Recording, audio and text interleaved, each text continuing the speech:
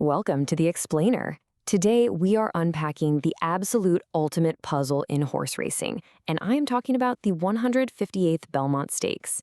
This right here is a high-stakes puzzle that demands our full attention. So we're going to be looking at the raw data, the major track changes, and the specific horse profiles to see if we can build a really clear tactical roadmap for you. Oh man, I am incredibly excited to get into this with you because the historical weight of this particular race literally cannot be overstated. We are talking about legacy-defining stakes here, with a totally stacked field. Ultimately, it all comes down to the massive question hovering over this entire historic event. Who actually conquers the final jewel of the Triple Crown? This isn't just another standard Saturday race. It's a heavyweight clash of titans that is going to test these horses in entirely new ways. Exactly. Now, here is the tactical roadmap for our explainer today. First, welcome to Saratoga. Second, the heavyweight rematch. Third, decoding the pace. Fourth, we've got spoilers and iron horses. Fifth, the post position puzzle. And finally, number 6, placing your bets. All right, let's jump right into Section 1. Welcome to Saratoga, the temporary home of a historic race. So for the third consecutive year, the Belmont Stakes has actually moved upstate. It went from Belmont Park to the Saratoga Racecourse, and this is because of some massive renovations happening at Belmont Park. But here's the thing. This venue change completely rewrites the script for these horses. Traditionally, you've got the Belmont running on a track affectionately known as Big Sandy, and that sand is totally notorious for just draining the energy right out of a horse's legs. It's normally this incredibly grueling test of endurance, but Saratoga? That completely flips the narrative on its head. It absolutely does. Because of the Saratoga track's specific configuration, this traditionally grueling 1.5-mile race is actually shortened to 10 furlongs, and it's on a much deeper upstate surface. That is a huge shift for these athletes. It basically means tactical speed overtakes pure stamina. You aren't just looking for a horse that can, run forever anymore. You're looking for a horse that can handle the very specific geometry and deeper surface of Saratoga over exactly 10 furlongs. So those usual mathematical formulas we apply to the Belmont, you can basically throw them right out the window. Now, because of those unique track conditions we just talked about, 105 is the absolute magic number. This relates to the Overall Performance Index, or OPI, which basically aggregates speed, pace, and class over the last several years of graded stakes races, specifically looking at Saratoga's 10-furlong setup. Right, and historically speaking, a horse literally must hit the specific 105 mark to win under Saratoga's exact conditions. If a horse cannot hit a 105 speed figure, history and the raw data dictate that they simply aren't going to cross that finish line first. The physical demands of hitting that elite tier are pretty much non-negotiable this year. So that really helps us narrow down how we evaluate the true, genuine contenders in this field. Moving on to Section 2, the heavyweight rematch, where the Kentucky Derby 1-2 finishers meet again. Okay, this sets the stage for a massive revenge narrative that is basically driving the entire weekend's energy. Both the Derby winner and the runner-up specifically skipped the really grueling Preakness Stakes so they could arrive at this race with incredibly fresh legs. In years past, the Derby winner would often go to the Preakness and then show up at the Belmont just completely exhausted, but definitely not this year. We have two top-tier athletes bringing elite talent and massive chips on their shoulders right to the starting gate. Let's look at how they stock up. On one side, you have Golden Tempo. He is your Derby winner, a pure closer, and he brings this truly explosive peak speed. His team basically designed a meticulous blueprint to intentionally skip the Preakness, saving all of his energy to preserve his absolute peak form for this huge finale. And contrasting that, on the other side is Renegade. He's the Derby runner-up who missed winning by just a single neck in that intensely close finish. He operates more as a stalker closer, relying on sustained consistency, and he's been training incredibly sharply right here on the local Saratoga track. So he's rested, he knows the dirt, and he is out for absolute redemption. Now, the crucial point here is really found in the razor-thin margins of the raw data.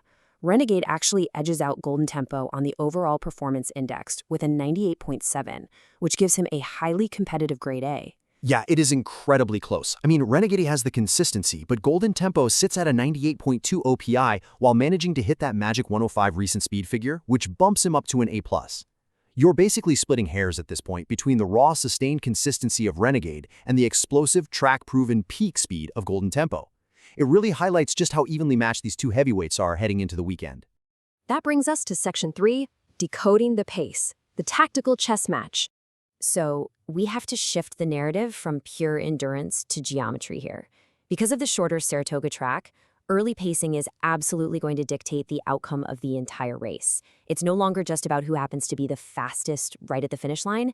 It is entirely about who controls the tempo from the exact second those gates fly open. Right, and to really understand that, we need to talk about what a pace setter actually is. A pace setter is simply a horse that naturally takes the early lead to dictate the speed and the tempo of the entire race. When there is no pace setter and the early pace is really slow, the whole pack basically just jogs. And that slow pace heavily favors the closers because they get to save all of their energy for one massive, explosive sprint at the very end. But listen, the dynamic for this specific race has recently shifted in a major way. We've got two late additions to the field that shake things up. Growth Equity, who just won the Peter Pan Stakes, and Power Shift, a very talented maiden winner. The inclusion of these two specific horses injects some truly undeniable early speed into this race. And let me tell you, this completely disrupts those closers we were just talking about. By injecting fast early speed, it forces an exhausting, highly honest tempo right out of the gate. So closers cannot just casually jog at the back of the pack anymore. They have to work significantly harder early on just to stay in touch. And that burns up the crucial reserve energy they rely on for their final push. It changes the entire complexion of the race. And this brilliantly illustrates how master trainers play the game. Todd Pletcher, who actually trains both the favorite Renegade and the speedster Power Shift, said this about Renegade: he's adaptable enough to adjust to a really slow pace. Honestly, it's a brilliant tactical chess move. Pletcher is very likely using his speedster Power Shift specifically to ensure a fair, fast pace that perfectly sets the table for his star horse, Renegade, to make a late charge. But at the same time, he remains totally confident that Renegade can adapt to whatever scenario actually unfolds on the dirt. This newly injected pace heavily rewards those elite stalkers who can just sit right behind the speedsters in the mid-pack and wait for their moment.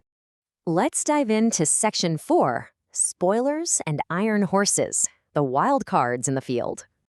Golden Tempo and Renegade aren't alone on the track, obviously, and we really need to introduce the secondary contenders, the wild cards, who could absolutely capitalize on this chaotic new pace dynamic and pull off a major upset. Because look, if those frontrunners tire each other out in an early speed duel, these are the exact horses primed to strike. Exactly. Let's rapid fire through these key wildcards. First up, Chief Wallaby. He ran a super gritty 4th in the Derby, and his steady route profile is honestly perfect for this layout. Then we have Commandment, the Florida Derby winner. He had an absolute nightmare trip in Kentucky, getting caught way out wide. But with a much cleaner trip under jockey John Velasquez, he is a prime candidate to bounce back in a huge way. For sure. And we definitely can't forget Emerging Market, trained by Chad Brown. He has this massive physical frame needed to cover this specific round efficiently, and his stride efficiency makes him incredibly dangerous, assuming he doesn't get boxed in. And finally, there's Ocelli, who we are basically calling the Iron Horse.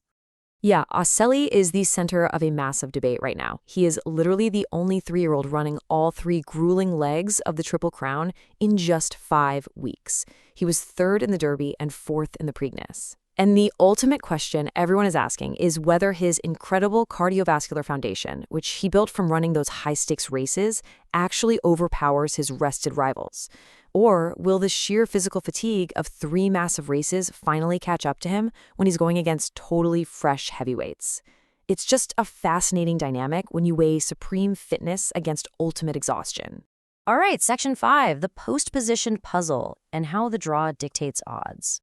So the starting gate assignment is absolutely critical here. A bad draw can instantly destroy a favorite's chances before the race even starts, while an ideal slot can turn a long shot into a massive threat. Where you physically start completely dictates your entire path, especially on a uniquely configured track like Saratoga. And these early morning line odds really show the early betting public's bias. You've got Renegade as the heavy favorite at 2-1, Chief Wallaby is sitting at 4-1, and Golden Tempo is at 9-2 or 4.5-1. But keep in mind, you guys, these odds will shift dramatically the literal second the gate numbers are drawn. Bettors will instantly reevaluate based on the starting positions. The entire market is basically just waiting for that post-position draw to make their final moves. And here is exactly why that draw matters so much, which brings us to the concept of outer looping. Basically, this means running on the outside of the pack to avoid traffic, which naturally forces the horse to run a longer total distance because of the track geometry. Right, so a closer like Renegade desperately needs an outside draw to outer loop and avoid getting boxed in behind a literal wall of horses. His stamina can definitely handle that extra distance. Golden Tempo, however, has proven he navigates inside rail traffic much better without panicking. So an inside draw is a massive penalty for Renegade, but it's not necessarily a deal-breaker at all for Golden Tempo. The gate draw is absolutely going to completely shape the opening moments. Okay, I have an amazing off-the-charts metric to drop on you right now. 9.8. This is attached to a 30-to-1 long shot late edition named Vitruvian Man. Listen, when you see a number like 9.8 attached to a massive long shot, you have to pay attention. It relates directly to a very specific underlying metric that could completely ruin the day for the favorites if the pace gets too hot too early. It's the exact kind of hidden variable that completely changes how you look at a race. That 9.8 is his pedigree index. This is basically a genetic stamina score based on a horse's ancestors, measuring their inherited endurance. And a 9.8 is completely off the charts for this specific field. So if those speedsters up front push the pace too fast and the leaders tire out, Vitruvian Man has the genetic lungs to just keep running. He is the ultimate late charging threat to grab a piece of the finish if the race collapses up front. He might not have the pure raw speed of the favorites, but his endurance is basically unmatched here. Let's wrap it all up with Section 6, placing your bets, turning data into strategy. All right, it is time to turn all of this raw tactical data, the pace analysis, and the historical context into a structured betting ticket. We've got the math, we know the track layout, and we understand the pace dynamics. Now we organize it into an actionable playbook for the betting window. Let's step through the betting strategies suggested by the data. Step 1. Secure a basic win, place, or show bet on a horse you genuinely trust. Just keep it simple to start, you know? Step 2. Box exactas with the heavyweights Golden Tempo and Renegade. Playing vertically like this means predicting multiple finishing positions, and a box means they can finish first or second in any order. Exactly. And then step 3, build trifectas by mixing the heavyweights with the long shots. The data strongly points toward using Aselli and that genetic freak Vitruvian Man as your exotic bet insurance. Because if one of the heavyweights falters, having those high stamina wildcards in your trifecta can lead to some incredibly exciting payouts.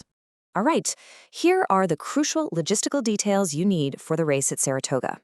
The 158th Belmont Stakes is happening on Saturday, June 6th. The official post time is set for exactly 7:04 p.m. Eastern, and you can catch all the coverage on Fox. And remember, lock in your bets immediately after those post positions are finalized. You want to capture the absolute best odds before the general public shifts the market based on that draw. Preparation and timing are literally everything here. So, we leave you with this final provocative thought. Will Golden Tempo seal his legacy with another historic, hard-fought win? Or will Renegade get his revenge and prove he is the true champion of this class? The stage is perfectly set at Saratoga, and we really want to hear from you. Hit the comments with your own race predictions, tell us exactly who you are backing, and let's keep this conversation going. Thank you so much for joining us for this explainer, and we will see you next time.